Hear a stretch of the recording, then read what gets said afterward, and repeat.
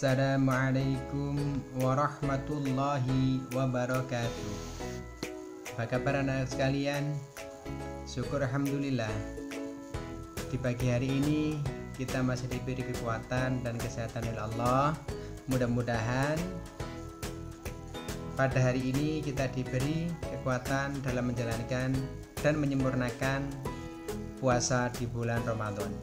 Anak-anakku yang berbahagia, pada kesempatan kali ini Ustadz mau menyampaikan materi tarikh al-Islam, kisah Nabi Muhammad SAW. Sebelum pembelajaran dimulai, kita baca dulu bersama-sama membaca basmalah. Bismillahirrahmanirrahim. Anak-anakku yang berbahagia, yang pertama adalah masa kelahiran Nabi Muhammad Sallallahu Alaihi Wasallam. Nabi Muhammad dilahirkan di kota Mekah. Pada saat itu umat manusia dalam kegelapan atau dikenal dengan masa jahiliyah dan kehilangan pegangan hidup. Nabi Muhammad dilahirkan tepatnya pada tanggal 12 Rabiul Awal pada hari Senin tahun Gajah atau tanggal 20 April 571 Masehi. Mengapa dinamakan tahun Gajah? Karena Mekah diserang oleh pasukan gajah yang dipimpin oleh tentara Nasrani yang bernama Abraha. Beliau adalah gubernur kerajaan Nasrani Abyssinia. Tujuannya apa? Ingin menghancurkan Ka'bah, karena Ka'bah adalah kiblat orang Islam ketika sholat. Kendaraan yang digunakan untuk menyerang Ka'bah adalah gajah. Belum tercapai untuk menghancurkan Ka'bah, pasukan gajah sudah dihancurkan oleh pasukan Allah yang dikenal dengan burung ababil. Anak-anakku yang berbahagia, berikutnya adalah masa pengasuhan Nabi Muhammad Sallallahu Alaihi Wasallam. Siapa yang mengasuh Nabi Muhammad ketika orang tuanya meninggal dunia? Ayah Nabi Muhammad bernama Abdullah bin Abdul Muttalib bin Hashim bin Abdul Manaf bin Qusay bin Sibab bin Murrah. Ibunya bernama Aminah binti Wahab bin Abdul Manaf bin Zurrah bin Jilbab bin Murrah. Masih ada hubungan famili. Nabi Muhammad Shallallahu Alaihi Wasallam dititipkan dan disusukan kepada Halimah As-Sa'diyah. Setelah lahir, Nabi Muhammad disusukan atau diasuh oleh Halimah As-Sa'diyah dari Bani Sa'ad, kabilah Hawazin. Nabi Muhammad dibesarkan di perkampungan Bani Sa'ad oleh Halimah As-Sa'diyah selama 5 tahun. Setelah itu dikembalikan lagi ke orang tuanya karena sudah usia 5 tahun. Anak-anakku yang berbahagia,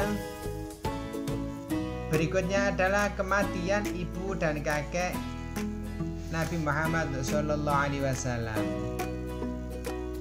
Setelah berusia 5 tahun, Nabi Muhammad dikembalikan oleh Halimah Sa'diyah kepada ibunya Aminah. Pada usia 6 tahun, Nabi Muhammad diajak oleh ibunya berkunjung ke Madinah dengan tujuan yang pertama untuk memperkenalkan Muhammad dengan keluarga neneknya Bani Najjar. Yang kedua, untuk ziarahi makam ayahnya. Sepulang dari Madinah di desa Abwa, Aminah meninggal dunia dan dimakamkan di desa tersebut.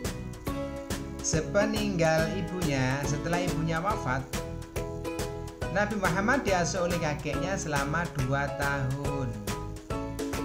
Dan pada usia 8 tahun, Nabi Muhammad ditinggal wafat oleh kakeknya. Siapa yang mengasuh setelah itu? Setelah kakeknya wafat, Nabi Muhammad diasuh oleh pamannya yang bernama Abu Thalib. Anak-anakku yang dirahmati Allah, pada usia 12 tahun Nabi Muhammad diajak berdagang oleh pamannya yang bernama Abu Thalib ke negeri Syam. Pada saat perjalanan ke negeri Syam, Abu Thalib dan Nabi Muhammad bertemu dengan pendeta Buhairah, pendeta Nasrani yang punya keahlian melihat tanda-tanda kenabian Nabi Muhammad. Selain ikut berdagang, Nabi Muhammad aktivitasnya sehari-hari adalah mengembala kambing. Dengan mengembala kambing itu menjadikan Nabi Muhammad menjadi orang yang ulet dan kreatif.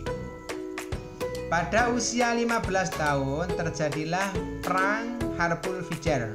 Artinya perang yang memecahkan kesucian. Nabi Muhammad ikut aktif membantu menyediakan keperluan perang karena masih anak-anak kepada pamannya. Kemudian pada usia ke-25 tahun Nabi Muhammad menikah dengan Khadijah, saudagar kaya yang sudah berusia 40 tahun. Pada usia 35 tahun Nabi Muhammad mendapat julukan Al-Amin yang dapat dipercaya karena itu dipercaya meletakkan batu Hajar Aswad. Anak-anakku yang berbahagia, selanjutnya adalah Nabi Muhammad diangkat menjadi Rasul. Pada usia 40 tahun Nabi Muhammad sering bertahannus.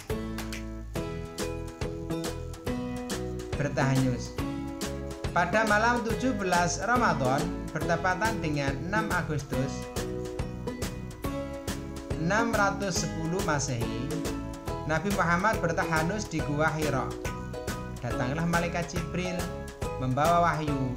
Yang pertama turun yaitu surat Al-Alaq ayat 1 sampai ayat 5. Di situ Nabi Muhammad diajari untuk membaca Al-Qur'an. Karena Nabi Muhammad saat itu adalah ummi itu adalah artinya tidak bisa membaca, maka malaikat Jibril mengajari Nabi Muhammad. Jarak wahyu pertama turun dengan wahyu yang kedua cukup lama, yaitu hampir 2,5 tahun. Wahyu kedua juga turun di Gua Hira melalui malaikat Jibril, yaitu surat Al-Muddathir ayat 1 sampai dengan ayat ke-7.